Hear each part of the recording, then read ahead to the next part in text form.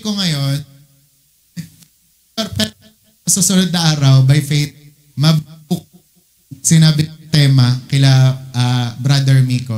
Pero ngayon, kagaya ng sinabi ni Gerald last week, wag niyo muna kung tignan bilang pastor. Tingnan niyo muna ako bilang guest speaker. Guest speaker. Ayan, na magpipreach ng bagay na ito. It may seem selfish, di ba? Kumbaga parang pwedeng ang isipin nyo ang selfish ng mensahe na to or it's all about me. Pero kasi kung sasaliksikan nyo yung puso ng Panginoon, same. Yung gusto ng pastor, tsaka gusto ng Panginoon. Oo, hindi naman lahat ng pastor perfecto talaga. Natatawa nga ako kapag nagkukutok kami nila Carlos, tsaka nila Nash at Aaron, na may pastor daw kasing nag-grocery, tapos hindi nagbayad.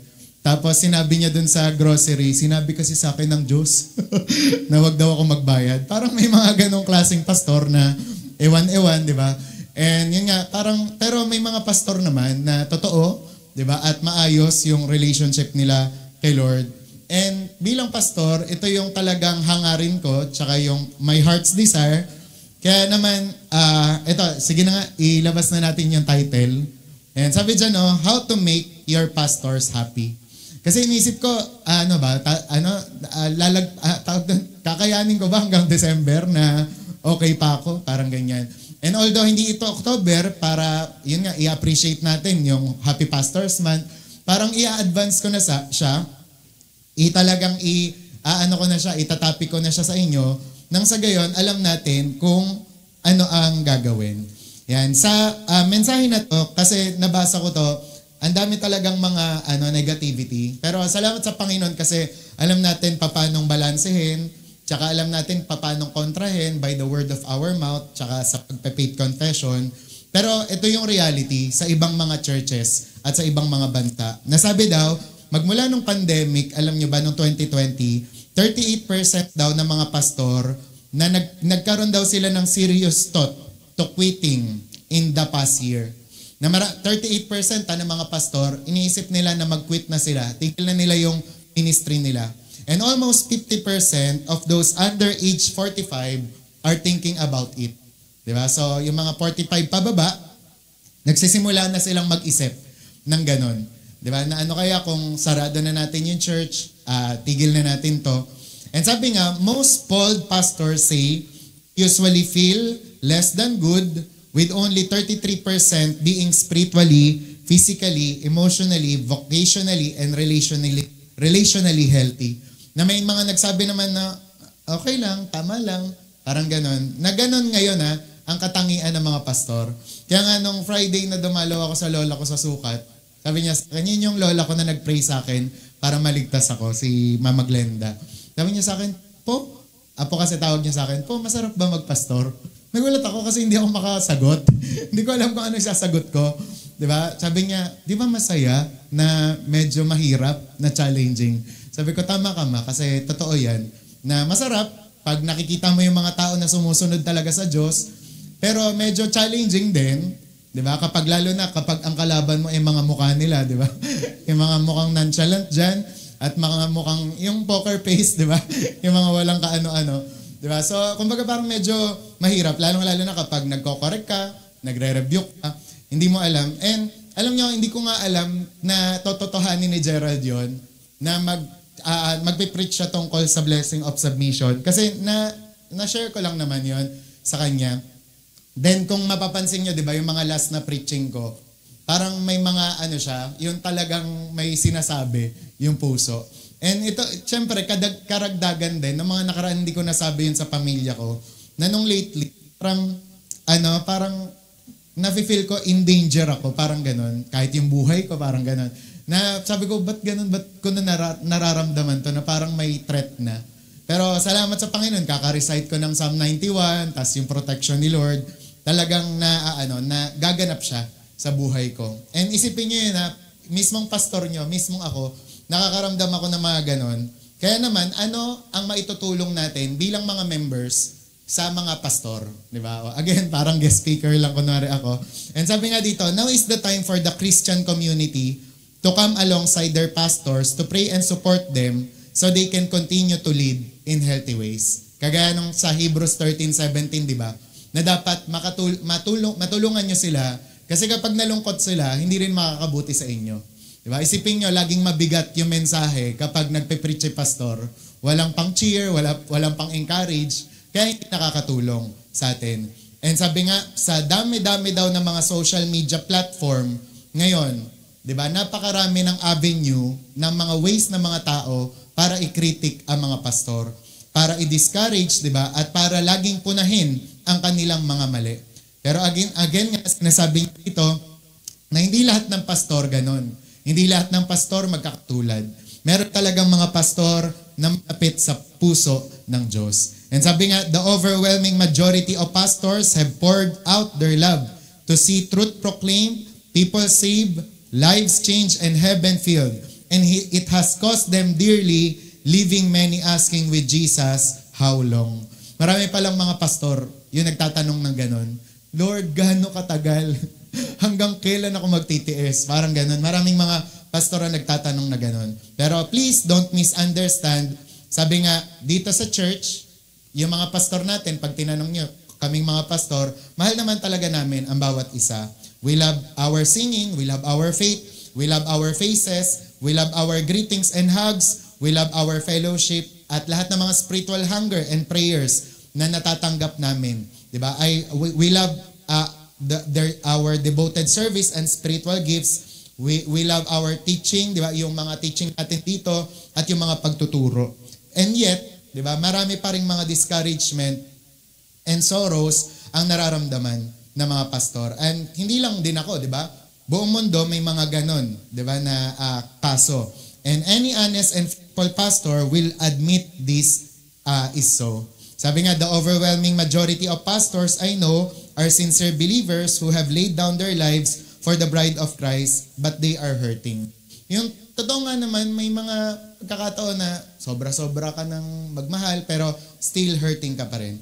Kaya nga sana, parang minsan may mga, yung pagdalaw ko sa lola ko, tanong na naman, ilang libong beses ko nang pinapaliwanag yun. Ba't ba hindi kayo nag-aanak? Ba't ganyan-ganyan? Bakit parang wala pa rin kayo anak hanggang ngayon? Pero kumbaga kasi pag sinearch mo yung buhay namin, pag kayo na kasama nyo yung, kunwari, mga lingkod ng Diyos, nakasama nyo sila Pastora Ruth, Pastora Beck, lahat ng mga Maglaya siblings. Alam ko yung dilema ng PK, yung pagiging pastor's kid. Kaya naman, halimbawa kapag kunwari nag-anak ako, hindi to fear ha, yung parang kunwari sinasabi kasi na baka may fear ka lang. Pero kasi baka kunwari ngayon, hindi ako nanununtok, tsaka so naninipa. Kapag siguro ginawa sa anak ko yung mga parang ginagawa sa amin, baka makapanipa at makasuntok ako, parang ganun. Tapos yun nga, minsan may mga pagkakataon na, yun parang kung maiintindihan nyo lang kasi, yung hindi na kayo mangungulit, parang ganun. Tsaka yun nga, ang pagiging parents kasi, pagiging tatay o nanay, parang para sa akin, para sa amin ni Ate Mer, calling siya. Kaya kung halimbawa tinawag ka dyan, then go ahead. Pero kung hindi, wag na wag mong gagawin. And yun yung parang pine-preserve ko yung sarili ko. Na, tsaka alam ko yung sarili ko, mapagmahal ko kapag may anak ako. Kaya baka hindi ko na kayo pansinin. Parang ganon. Kaya yun yung mga paliwanag, di ba? Sa una, yung mga, alam ko kasi yung buhay ng pastor's kid. Alam ko na grabe yung mga pinagdadaanan nila. Parang ang mga laging sa kanila, parang expectation, perfect na sila kasi anak sila ng pastor, di ba? Pero kung sa akin, ganun yung mga nakasama ko, hindi talaga. Parang gano'n man nila kagusto na parang to live a godly life perfectly, minsan talaga nagkakamali yung mga ganun. Parang minsan may ko sa anak ko na baka gantuhin nyo yung anak ko, baka ilaglag ko kayo sa hagdan. Pero parang mga ganon. Yung parang, naintindihan nyo, nagigets nyo yung punto. Yan, nakasama ko sila Pastor Mon, sila Tin, nakasama ko sila Jo. Parang alam ko yung mga struggle na mga bagay-bagay. Kahit si Pastora Merlalo. Then, kaya yun yung kaya nakikihiram na lang ako, hinihiram ko na lang si Faith, parang gano'n.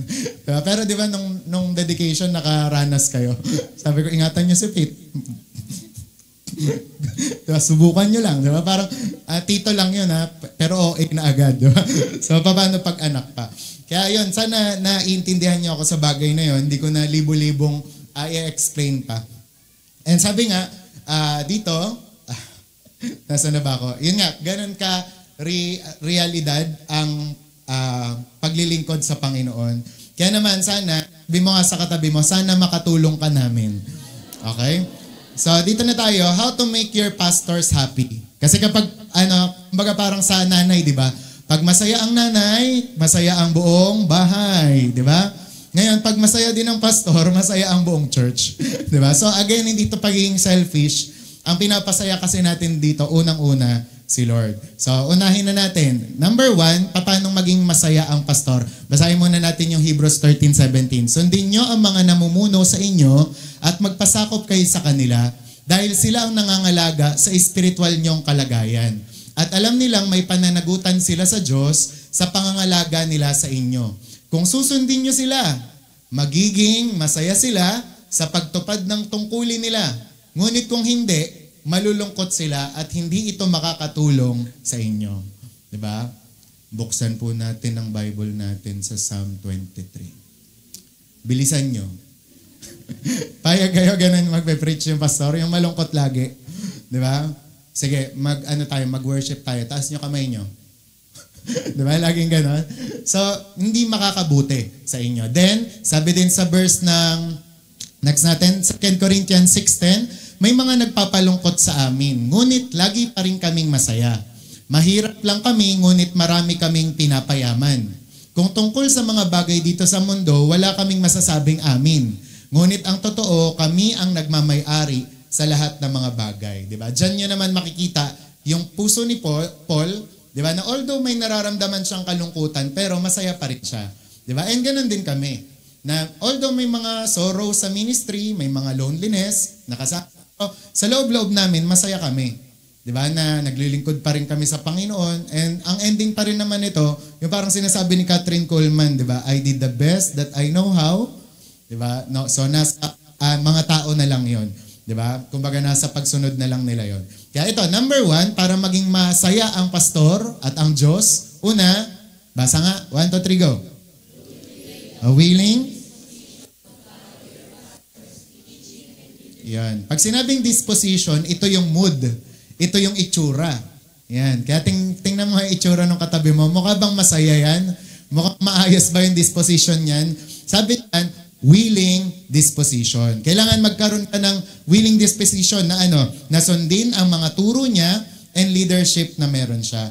Sabi nga, there is a connection between spiritually humble sheep and spiritually happy pastors. Sabi nga, both Hebrews and 1 Peter urge congregations to be submissive while urging pastors to be eager and happy. Sabi, congregations shouldn't be blindly subservient, hindi naman sunod-sunuran, yun ang ibig sabihin ng subservient, but they should cultivate an eager attentiveness to hear God's word. Diba? Sabi nga, and a readiness to follow pastoral leadership with a cheerful disposition. Sino sa inyo ang gusto may kausap kayo laging nakasimangot? Laging nakasimangot. Diba? Diba? Hanggat maaari, gusto nyo, laging nakasmile, nakangiti. Diba? Turo nga sa akin ni Jade yun, diba? Dahil tourism siya, nag-aaral sila, paano maging, ang tawag dun sa, yung sa babae sa sa aeroplano, stewardess, pa lang daw, 10 meters pa lang daw, sa kanila, tinetrain na sila, dapat nakangiti. Kasi yung pagngiti nila, pwedeng maka-apekto dun sa mood din ng passengers. Diba? Na, kunwari, mainit ang ulo ng pasahero, pero dahil sa smile nun, pwedeng mabago. And alam nyo, ganun din sa disposition natin, diba? Sa mga mood natin, yung sa mga paligid, hindi lang sa pastor, syempre sa paligid din, diba? Napaka-importante niyan. Kaya nga sabi ng Bible, enter His gates with thanksgiving and unto His courts with praise. Diba? Kailangan yung mukha natin, mukhang mapagpasalamat. Diba? Mukhang nagre-rejoice. Diba? Mukhang masaya. Kasi nga naman, kagaya ng lagi kong sinasabi, kapag nag-approach ka daw sa hari noon, bawal ang naksimangot. Bawal ang tambakol ang mukha. Tambakol ba tawag doon? Diba? Kailangan maayos ang pagmumukha mo. Diba? Kaya ganun din. Sa buhay natin, napakalaking halaga pala na maayos ang disposition natin when it comes sa leadership at sa pastor. Di ba? Yung kailangan meron kang, yung parang willingness. Di ba? Di ba? Pag inano ka, Raylin, magtamborin ka. Tamborin na naman. Ako na naman. Di ba? Yung kailangan, yung parang maging willing. Di ba? Magkaroon ka ng happy mood. Yung happy disposition. Maayos. Di ba? Kasi nga naman, nakakatulong sa kanila yon. And sino dito ang asawang babae? Di ba? Sa mga lalaki, pag tinatanong nyo daw, ano daw yung parang greatest happiness nila? Yung uuwi daw sila galing sa trabaho, nakasmile yung asawa nila. Di ba? Kasi bakit? Pag nakasmile yung asawa nila, di ba? Tanggal pagod talaga. Di ba? Tanggal ang lahat ng mga naranasan sa work. Di ba? Pero, halimbawa, di ba, pumasok ka sa bahay, di ba, mangot agad. Di ba, kala mo anong nangyari? Di ba? So parang di ba, parang sa part mo, meron, ganyan. Kaya kami ni Ate Mar minsan pag, kunwari, nakasimangot siya, pag may prophetic warning ba? May mga kapahayagan ba si Lord? Ganyan. Kasi minsan, syempre, nag-iisip din siya. Pero, ako rin, parang basta ganun, ewan ko, namana ko ba yun kay Papa, na kapag uuwi rin siya, kailangan si Mama nakasmile din, di ba? Parang comfort kasi yon sa bawat lalaki. Kaya nga, one time din, si Faith kasi, lagi kong inaasam yung smile niyan. May isang beses na parang nagkita kami, tapos hindi niya talaga ako nginitian. Parang pag uwi ko, lungkot na lungkot ako kasi yun lang simple lang, hindi lang ako nginitian ni Faith. Tapos kinakamayan ko siya, tapos kinakantahan, kamusta? Bago, ginanon niya yung kamay ko. sabi sa'yo, parang, Faith, alam mo namang ngiti mo lang, di ba? Parang ganon. And alam nyo, ganon sa mga, pastor, at mga lingkod ng Diyos, na na-encourage sila, every time na yung mga tao, nagpa-participate, di ba? Nagko-cooperate, talaga namang, yung alam na masaya na maglingkod sa Diyos. Hindi yung napipilitan lang, hindi yung talagang lang, yung dahil sinabi lang. Dapat, yun nga, yung nakasmile. Di ba? Nakangiti. Hindi naman all the time. Parang nakasmile daw eh. Hindi naman gano'n, yung parang mangangalay ka na. Pero yun nga, dapat yung attitude ba, yung mood, yung puso, dapat ready. Amen? Kaya nga sabi ng 1 Peter 5, at kayo namang mga kabataan, magpasakop kayo sa matatanda. At kayong lahat ng mga mananampalataya, magpakumbaba kayo at maglingkod sa isa't isa dahil sinasabi sa kasulatan, kinamumuhian ng Diyos ang mga mapagmataas, ngunit kinakaawaan niya ang mga mapagkumbaba. Tas verse pa rin niya kasi yung Hebrews 13:17 pero hindi na natin babasahin. Pero ang sinasabi dyan, di ba, yung magpasakop, yung parang tinapik din ni Kuya Je, na magpasakop, mag-submit, di ba, na kung merong inuutos, merong mga teaching na dapat alam mo naman talagang sinusunod, di ba, sundin mo nang merong kasiyahan, na merong willingness, disposition, kasi makakatulong yun sa kanila. Pangalawa, seek a grief that leads to repentance. Ito naman, isa rin to sa makakapagpasaya sa mga lingkod ng Diyos. Bakit? Kasi kapag sila ay nag-preach ng correction, ng rebuke, at nakita niya, di ba, na yung mga congregation, mga members niya, talaga nagre-repent, di ba, talaga namang nagkakaroon ng bagong pamumuhay, ang saya nun. Pero halimbawa, may mga nagmamatigas, yung parang ayaw magpabago, ayun, parang nakakainit din ng ulo yun. Grabe. Pero yun nga, nakakaano rin, yung parang nakaka-grieve. Kaya sabi nga, true pastors are not guilt mongers, or ganon, mongers. sabi, but they are holy men of God, who are called at times to preach a word that convicts and corrects. Madalas talaga, na ang pastor, magpe-preach siya ng makakapag-convict at makakapag-correct. They take no pleasure in the tears of the saints. Ayaw din namin ng umiiyak. Actually, gusto nga namin laging masaya. Pero, but there is undeniable joy when the word brings about a godly sorrow that leads to repentance. Ito yung laging pinapaalala sa amin ng mga leaders namin noon, na kung gusto niyo talaga ng restoration, kailangan ng repentance. Kasi bago ang saya muna, dapat maranasan mo muna na mag-mourn sa kasalanan mo. Mag-weep sa mga mali mong nagawa. Di ba? Dapat mag-sorry ka muna kay Lord. Gusto mo ng joy? Manumbalik ka dun sa true joy. Di ba? Kadalasan, kaya natin hindi nararanasan yung true joy kasi meron ka pang ginagawa dyan, di ba, na kasalanan o kamalian pero hindi mo nire-repent. Kaya yung joy mo, peke lang. Masaya ako, di ba? Mag-Instagram ka na reels o kaya naman mag-my story ka, di ba? Pero peking-peke lahat. Di ba? Ngayon, paano magiging totoo yun? Kailangan totoo din yung repentance. Na kung magsisisi ka, totohanin mo. Di ba? Ika nga sabi ni Kuya Je, huwag ka lang iiyak-iyak sa altar call. Kundi pag uwi mo ng bahay, gawin mo kung ano yung sinasabi ni Lord. Amen? Amen. Sabi nga, but there is undeniable joy when the word brings about a godly sorrow that leads to repentance. Members serve the joy of their pastors when they mourn their sin and find grace to change. Naalala ko nga noon, kapag kaming MacFriends, di ba, papagalitan na kami ng mga leader namin. Tapos sabay-sabay kami, iiyak kami niyan, magsisisi kami sa kasalanan namin. Sorry po, ganyan. Pero after nun, ang saya talaga namin. Pupunta pa kaming kikyaman, chistikan, tapos talagang, yung magse-celebrate kami. Tapos genuine talaga yung nararamdaman namin. Bakit? Kasi may repentance. Kaya pansinin nyo, pag teshuba at nagrepent yung mga tao, ano nangyayari? Di ba? After nun, celebration. Di ba? Yung Feast of Tabernacles na. Di ba? Tapos ang saya-saya na. Tapos yung mga blessing, tuloy-tuloy na yung dating. Kasi ganun ang nararanasan ng mga Kristiyano na totoong nagre-repent. Kaya nga sabi ng 2 Timothy 3:16 din, ito yung mga verse dyan, sabi, lahat ng kasulatan ay isinulat sa pamamagitan ng kapangyarihan ng Diyos at mapapakinabangan sa pagtuturo ng katotohanan, pagsasaway, pagtutuwid, at sa pagsasanay sa matuwid na pamumuhay. Tanggapin na natin yan, di ba? Na ang mga pastor, dinelegate talaga sila ni Lord para ayusin ang buhay natin. Na magtuwid, di ba? Magsaway, di ba? Magturo ng katotohanan. Kaya huwag tayong magagalit. Huwag tayong mapipikon. Di ba? Huwag nating batuhin ng ballpen yung pastor. Di ba? Huwag nating, kumbaga samaan ng loob. Samaan nyo lang ng muka, pero huwag naman samaan ng loob. Di ba? So, kailangan ganon, tanggapin natin yon na trabaho nila yan, calling nila yan. Diba? Kaya naman sabi mo nga sa katabi mo, wag sasama loob mo. Yan, kasi yan ang katotohanan. Also, sabi ng 1 Timothy 2:15, next natin, Titus pala yan, 2:15, ituro mo sa kanila ang mga bagay na ito. Gamitin mo ang iyong kapangyarihan sa paghimok at pagsaway.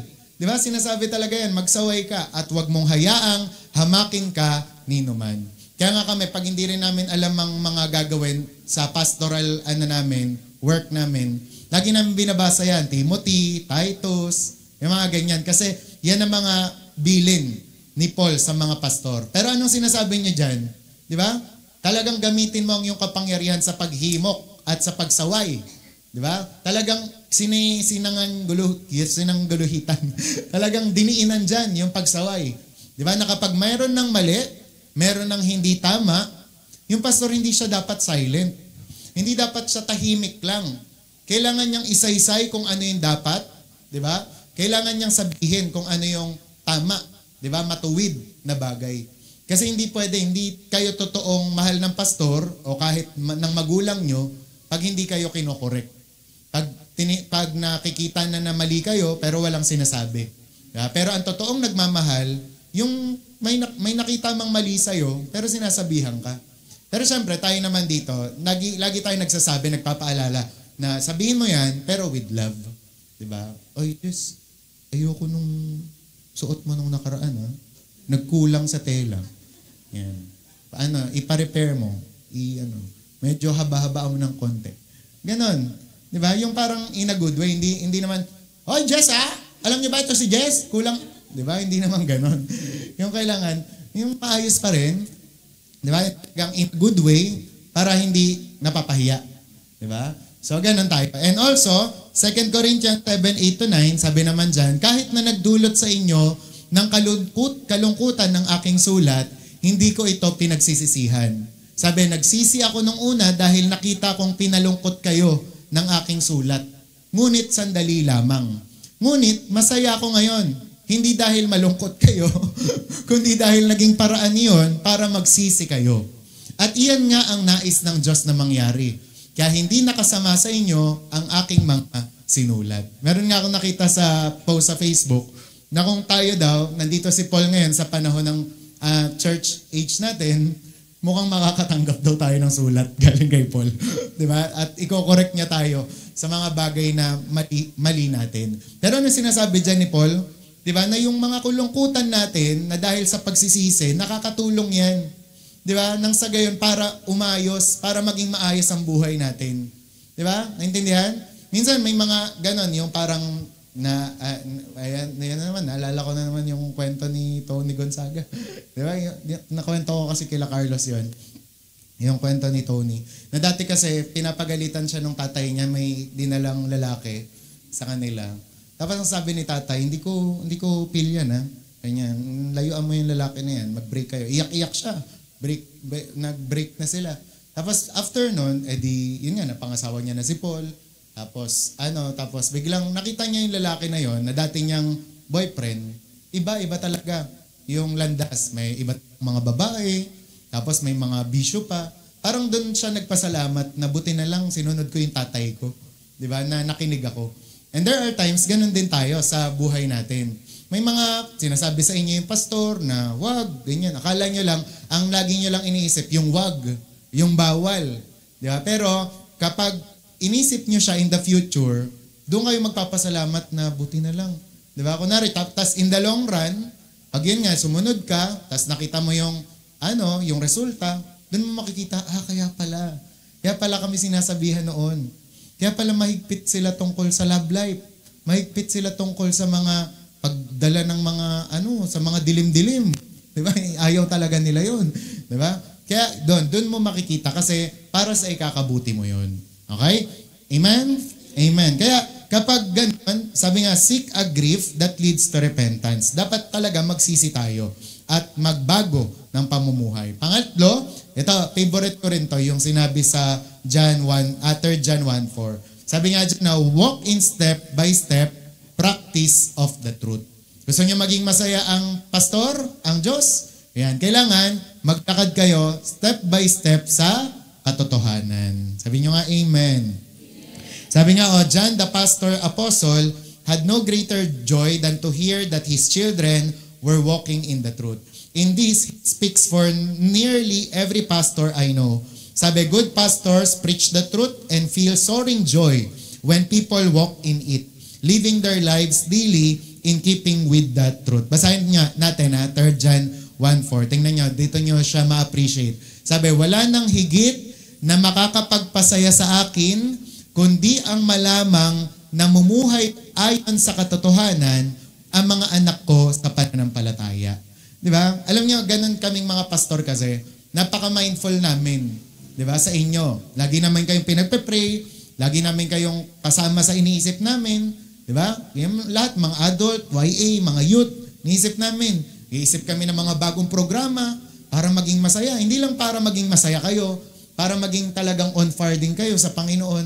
Then yun nga, lagi namin kayo iniisip. Ngayon, at sinasabi dyan, ang pinaka makakapagpasaya sa amin, sa mga lingkod ng Diyos, at mismong kahit sa Diyos, yung malaman na na mumuhay kayo ayon sa katotohanan. Di ba? Kami ba, sasaya ba kami kapag kunwari may nabalitaan kami, Pastor, si Alona daw, nakuhanan ng papel sa sa school, nag-cheat daw.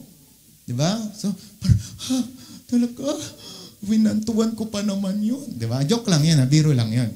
Sample lang yun, pero in Jesus name, di ba? Yung mga ganon, yung parang, walang sasaya sa ganon. Di ba? Pastor, si George daw, 3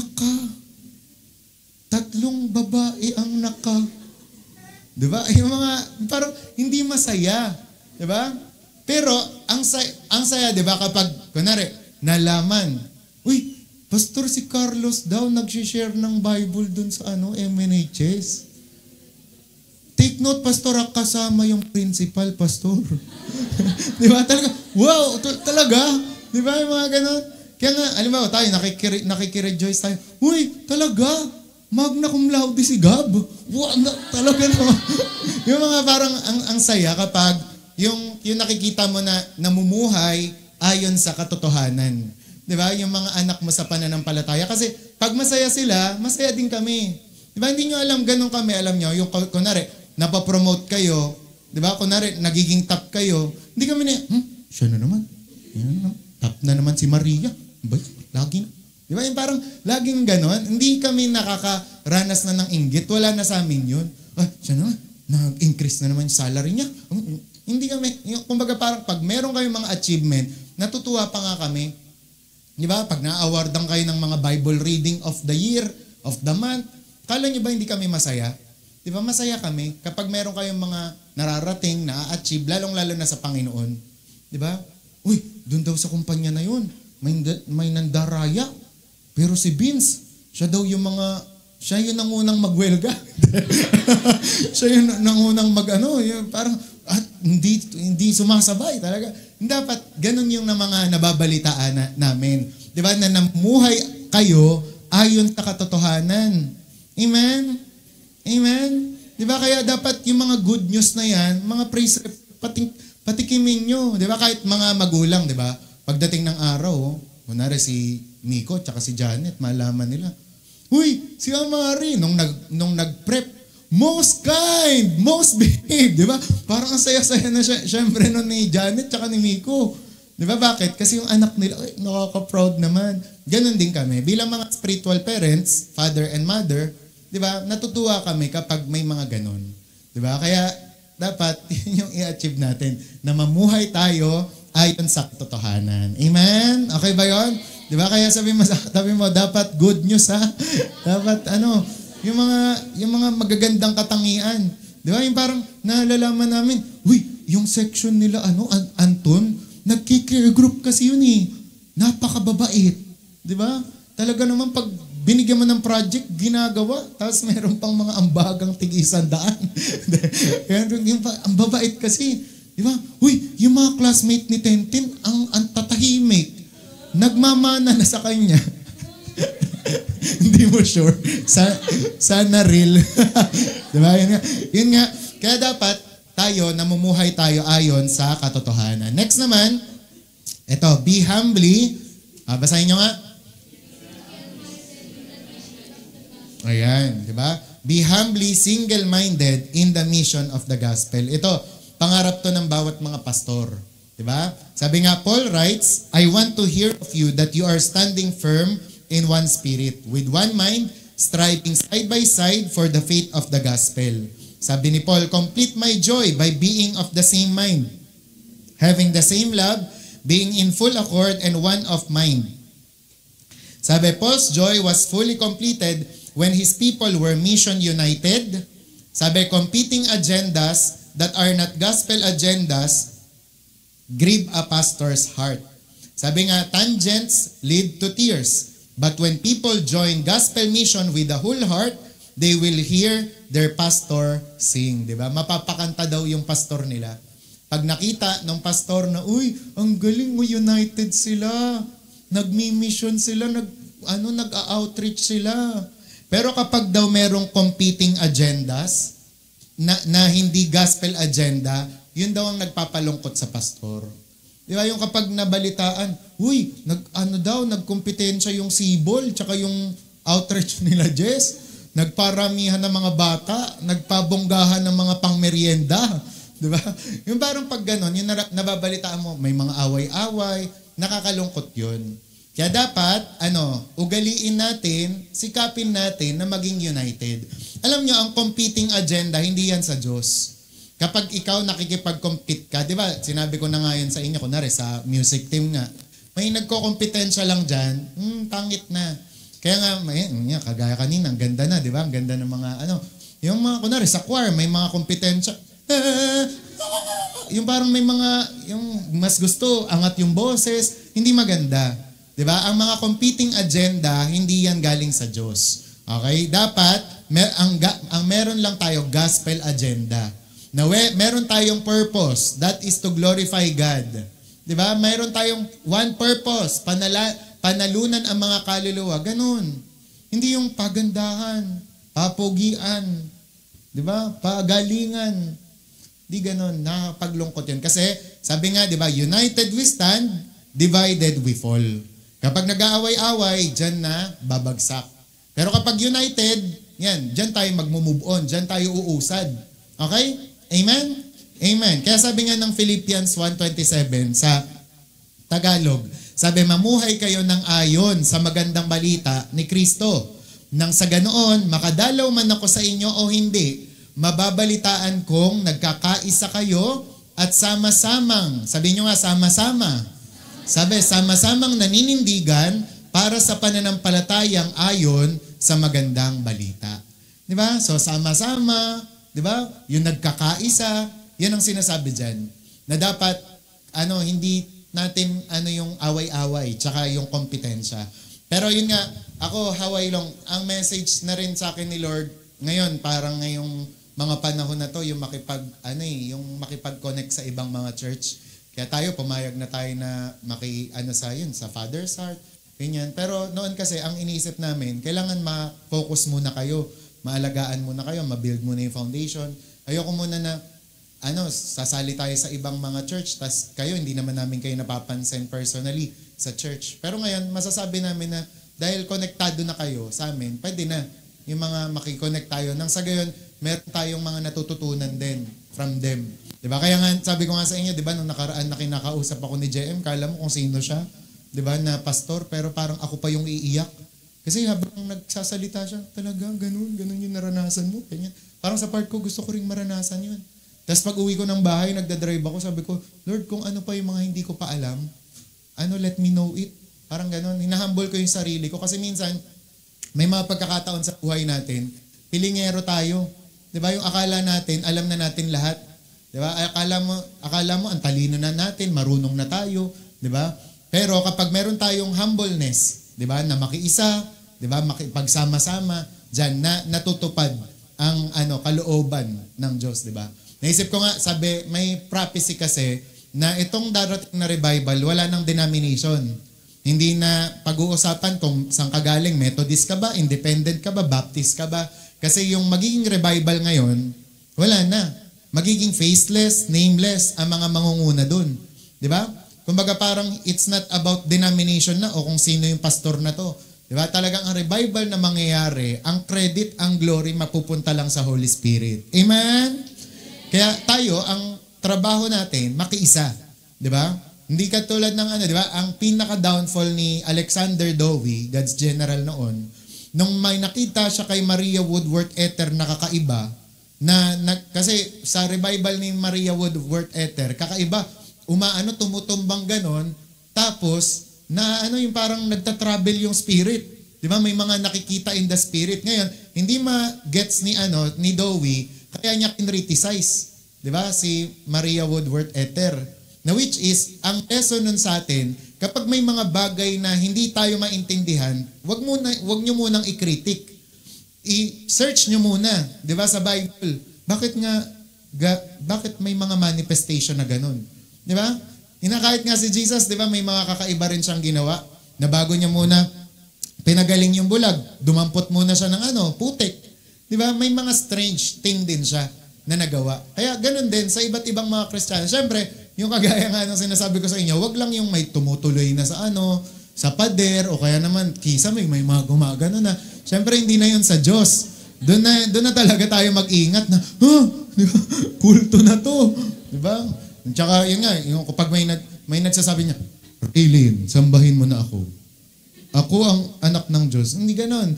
Yun na yung talagang dapat, umalis ka na, run from that church. Diba? Kasi, ibig sabihin, may hindi na tama. And sabi nga sa Philippians 2:2, kung ganoon, nakikiusap ako na lubusin na ninyo ang kagalakan ko. Diba? Ganon din ang request ni Paulo. Diba? Sabi, pasayahin nyo ako, lubusin nyo ang kagalakan ko. Magkasundo kayo't magmahalan at magkaisa sa isip at layunin. Diba? Kaya nga ako natutuwa ako kapag may mga ganon. Yung parang dating magkaaway, naging friends na ulit, 'di ba? Dating nag-friendship over, friends na ulit, 'di ba? Yung parang dating yung hindi nag-iisnaban pag welcome remarks, nagkakamayan na ulit. 'Di ba? Magkasundo kayo't magpahalan at magkaisa sa isip at layunin. Kasi alam nyo, ang inaalala namin, 'di ba? Yung masayang yung effort namin, yung preach kami ng preach ng linggo, tas kinalingguhan mag-rapture, iwang ka. Bakit? Sa kadahilanan lang na hindi mo kasi kasundo yung katabi mo. at hindi mo siya minamahal. Kaya sabi nga, magpatawad, magkasundo, magmahalan. Whether you like it or not, kailangan mong gawin yan. Kasi yan ang sinasabi ng Word of God. Or else, suffer. Diba? The punishment. Yung kailangan talagang magmahalan tayo. Ganyan, ganyan. Parang sa mga magkakapatid, di ba? Kunwari, andyan si nanay at tatay. Di ba? Kayo, pag hindi kayo nagkakasundo, wala kayong allowance. Kaya ikaw, pa-plastikin mo yung kapatid mo. I love you, ate. Pa-plastikin mo yan para lang magka-allowance ka. Alam nyo, ganun sa atin. Hindi man plastikan, kundi susundin mo kasi yon dahil sinabi ng Diyos. Di ba? Sinabi ng Panginoon, magkasundo, magmahalan. So therefore, di ba? Kaya nga minsan, may mga ganon. Yung kunwari, hindi mo, love your wife. Hirap. Di ba? Mahalin mo ang iyong asawa. Ang hirap, Panginoon. Di ba? O doon na lang tayo sa love your neighbor. Hirap pa rin. O sige, hindi mo kaya. Love your enemy. Di ba? Kahit kaaway, mahalin daw. Di ba? Kaya dapat ganon. Yung lagi nating iisipin, wala rin naman eh. Wala rin akong takas. Di ba? Kasi sabi ng Bible, magkasundot magmahalan. Di ba? Kaya minsan, tayo, di ba? Ang ano nga natin, minsan naiinggit tayo sa mga bata, di ba? Na sana may isip na rin tayong kagaya ng kanila, may pananampalataya, may puso tayong kagaya nila. Bakit? Kasi bata, di ba? Ngayon, pero maya-maya, magkalaro na. Di ba? Yung parang ang bilis magbati. Pero, pag matanda na, tataasan na ng ihi. Di ba? Ng pride. yung parang, ikaw muna mag-sorry. Yung bibigyan mo na nga ng, love offering, peace offering. Di ba? Ayaw pa? Di ba? Pero yun nga, yung simplicity ng Word of God, tanggapin natin. Mahirap man, pero gagawin. Di ba? Magkasundot, diba?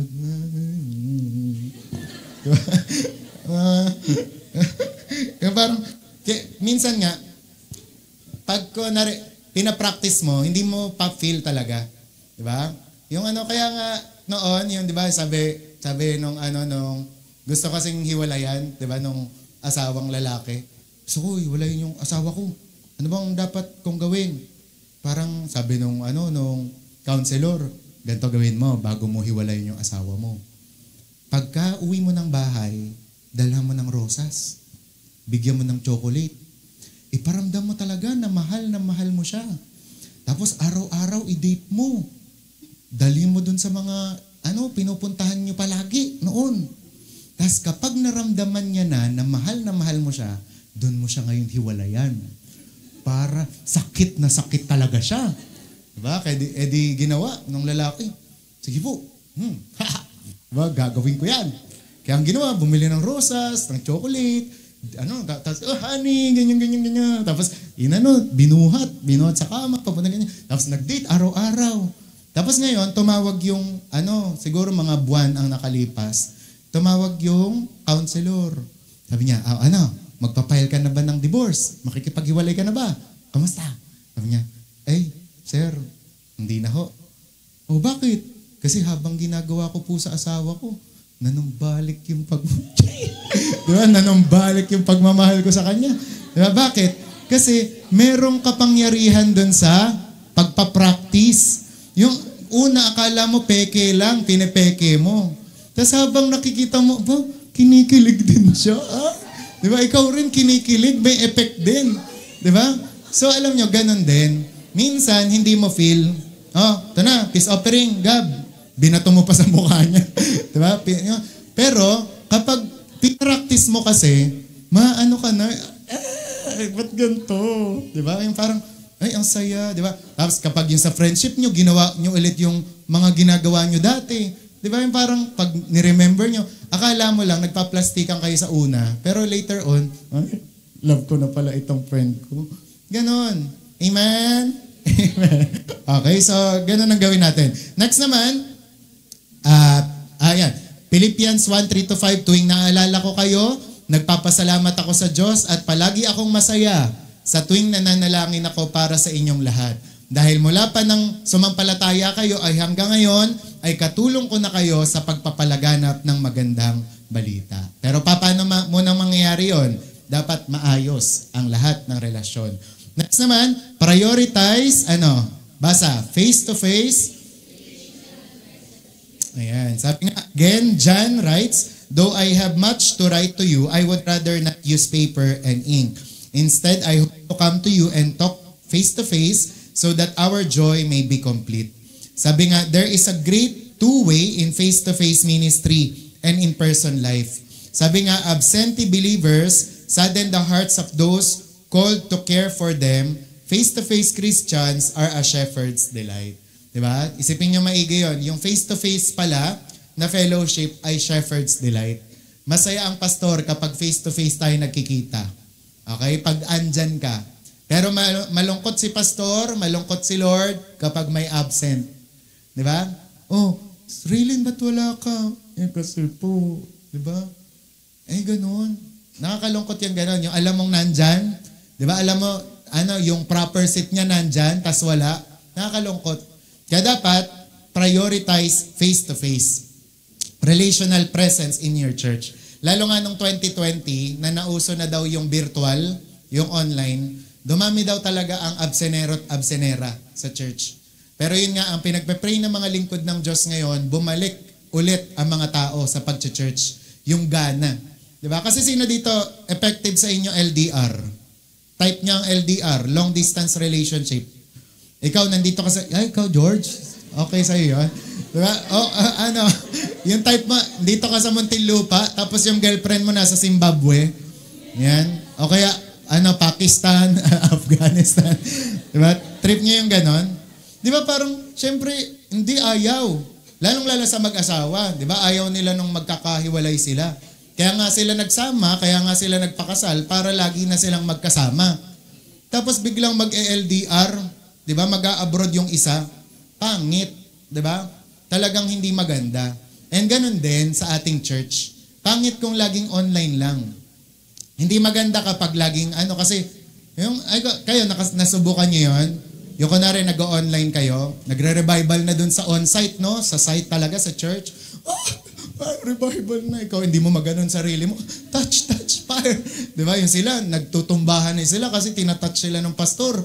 Pero ikaw, hindi mo maganon sarili mo. Hindi mo di ba? Kumbaga kasi gusto mo, dapat, ang kailangan mangyari, yun nga yung face-to-face. Tsaka yung mga one another, naalala niyo yung love one another, forgive one another, encourage one another, edify one another, pray for one another. Paano mong gagawin yun kung online ka lang? Di ba? Paano ka makakapag-minister kung nasa bahay ka lang? Okay? Kaya nga, prioritize face-to-face. And yun nga, di ba, sabi ko nga sa inyo, tayo lagi kong tinuturo yan, na we never know hanggang kailan natin kasama yung kapatid natin yan. Di ba? Kaya dapat, pinaprioritize na natin yung pakikipag-fellowship sa kanila. And yun nga, meron akong mga plano kami, pero hindi muna namin sasabihin, kailangan ipag-pray muna ng maigi. Pero yun, kailangan i-consider natin, na what if may mga mag-abroad sa atin? What if may mga mag-daughter church sa atin? What if, yung parang hindi mo man lang na-treasure, hindi mo man lang na-cherish ang moment na, biglang pag nasa abroad na, miss you. Di ba? Parang kung ano-ano yung mga sinasabi mo. Kasi kapag may mga daughter church na, di ba? Pero nung nandyan, iniismiran mo, hindi mo pinapakitaan ng love. Diba? Kaya, yun nga, let's prioritize face-to-face relational presence in your church. Sobrang nakakasaya siya ng pastor. Diba? Ito yung nakakatuwa to si Gabi. Talagang sa 52 Sundays ng 2024, nandun siya. Diba? Diba? Ito si Raylin. Sa 52 na Sundays, ito lang yung niya. Pasko tsaka bagong taon. Diba? Parang nakakaano naman yun. Kaya nga sabi ni Pastor Joe, may mga ganun daw talagang Christian, yung eventually, yung tuwing may event lang, di ba? May mga lang na Kristiyano, ganyan, pag may pagkain, ganun. Dapat hindi kayo ganun. Dapat committed kayo, araw-araw, lagi-lagi. Okay? And then next naman, number 6, sabi, ano nga ba sabi? I am glad about the coming of Phanas, Fortunatus, and Achaeus, for what was lacking on your part, they supplied. For they have refreshed my spirit and yours. Therefore, acknowledge such men. Ang sinasabi dyan ni Paul, nakaka-encourage yung presence nila. Diba? Na dahil nandun sila, diba? Talaga na-encourage daw si Paul. Next, sabi naman ng Romans 15:32, that I may come to you with joy by the will of God and may be refreshed together with you. Diba? Yung talagang ang gusto niya dyan, pumunta siya. Diba? Sumama siya. And also, next na natin, seek to refresh the saints. Alam niyo pa paanong mapasaya ang pastor? Yan, ang Diyos, yan, seek to refresh the saints. Sabi nga, for I have derived much joy and comfort from your love, my brother, because the hearts of the saints have been refreshed through you. Check na natin yung Philemon. Tama ba? Mga minamahal kong kapatid, labis na nagbigay kagalakan at kaaliwan sa akin ang iyong pagmamahal sa mga mananampalataya na nagpasigla sa kanila. Yan. So ang ibig sabihin kasi niyan, ayan, kaya kapatid, pagbigyan mo sana ang aking kahilingan alang-alang sa Panginoon, paligayahin mo ang puso ko bilang kapatid kay Kristo. Ang sinasabi diyan, mas lalong sumasaya ang lingkod ng Diyos o ang pastor kapag yun nga, nagre-refresh ang bawat isa sa isa't isa. Yung kumbaga, mabalitaan na nagtutulungan, mabalitaan na yung parang okay, in good terms, di ba? Sa relationship, talagang nakakasaya ng puso. And ako, naranasan ko yan na kayo sa loob ng church, parang minsan may tampuhan kayo, meron kayong mga awayan, ang sakit talaga, ang hirap sa puso. Parang hindi mo matik, di ba? Talagang kahit mag-school ka, magtrabaho ka, dala-dala mo. Di ba? Kasi minsan, alam nyo, ganito ang dilema natin sa church. Yung parang hindi ka kasi talaga hahanap ng peace of mind sa school eh. Di ba? Kasi hindi mo mahahanap yun doon. Ganon din sa trabaho. Minsan, stress pa nga. Ngayon, yung ina-expect mo na mare-refresh ka sana sa church, pagpasok mo, or pagpunta mo, kabaliktaran pa ang nangyayari. Yung parang inaaburido ka, yung parang binubuy ka, di ba? Parang ganon. Pero yun nga, sana, natin yun, may apply natin yun sa buhay natin, na tayo, ito ang goal natin, na pupunta tayo sa church to refresh others. Hindi muna tayo. Mare-refresh talaga tayo, pero dapat ang goal natin to refresh others. Mag-minister sa iba. Okay? Kasi pag ganun ang goal natin, lahat tayo, pag naghawaan yan, saya naman mag-church. Diba? Yung parang kapag nakita ka, nakaka-encourage, na-encourage siya. Hindi yung iba naramdaman ko nung nakita ko to. Diba? Kaya yun. Okay, so seek to refresh the saints. Kaya nga sabi, Philemon made Paul happy by refreshing the hearts of God's people. I know the feeling. When one of God's children refreshes others with kindness and love, my heart soars. Your pastor's heart will too. Diba? Kaya kapag masaya ang bawat isa, sasaya din tayo. Na talagang pag magkakasundo, masaya din ang pastor. Diba? Amen? Amen. And last na lang, ito, see, hear, and make much of Jesus. Diba? So, dapat mamuhay tayo na naayon sa gusto ng Panginoon. Sipin nyo to, sabi nga, John the Baptist was a pastor of sorts, a preacher who rejoiced in seeing Jesus increase in people's attention and affection while he decreased. This is the same spirit that animated Paul's ministry. He rejoiced when Jesus was preached and people made much of the Savior. Masaya sila kapag na ipapangaral si Lord, kapag nakikilala siya ng ibang mga tao, di ba? And this is how to make your pastor happy. Paanong paraan? Live a Jesus-filled life. Sabi, make much of Jesus, hunger to His Word, and to know Him more, love Him more, share Him more, sing of Him more, and proclaim Him more. Di ba? At kapag nangyari yon, sobrang saya ng pastor at sobrang saya din ni Lord. Kaya nga tingnan nyo, sa John 3:29-30, saliksikin yung puso ni John the Baptist dito ha. Kaya dapat ganyan yung ugali natin bilang servant ni Lord. Sabi nyo, kagaya sa isang kasal, ang babaeng ikakasal ay para sa lalaking ikakasal. At ang abay na naghihintay ay natutuwa sa pagdating ng lalaking ikakasal. Lalo yung kunwari, best man, di ba? Hindi mo naman para agawin yung bride niya, di ba? Na hindi ka masaya. Masaya siya. Sabi, pagdating ng lalaking ikakasal, ganun din sa akin. Tuwang-tuwa ako ngayon na lumalapit na ang mga tao kay Jesus. Kailangang lalo pa siyang makilala at ako naman makalimutan na. Kasi alam niyo ang background niyan, nang nangyayari niyan, si John the Baptist, nung nagbabaptize siya, nung may ministry siya, ang dami niyang followers. Ang dami talaga as in, lapit ng lapit sa kanya. Ngayon, ito ang nangyari. Nung si Jesus ay lumitaw na, nag-ministry na rin si Jesus, medyo nabawasan yon. Bakit? Kasi kay Jesus na nagpunta yung mga followers. Pero anong attitude ni John the Baptist? Sabi niya, ganoon din sa akin, tuwang-tuwa ako ngayon na lumalapit na ang mga tao kay Jesus. Sabi, kailangang lalo pa siyang makilala. Focus kay Lord. Di ba? Denying himself. Sabi, at ako na may makalimutan na. Naalala ko yun kasi kahit ako, nasabi ko yun nung nag-share ako sa mga estudyante, pag nagka-campus ministry kami sa MNHS, lagi ko sinasabi, kahit hindi na ako magpakilala sa inyo, kahit hindi nyo na ako makilala kung ano pangalan ko, kung ngayon lang tayo magkikita at meron akong iiwan sa inyo, itong si Jesus. Lagi kong sinasabing ganun. Kasi parang hindi muna ako na nagpapakilala na ako po si Pastor Hemler, pastor po ako ng Sendalay, ganyan. Di ba? Hindi ko muna, yung parang, it's not my business na makilala ako ng mga tao. Parang ganyan nga eh.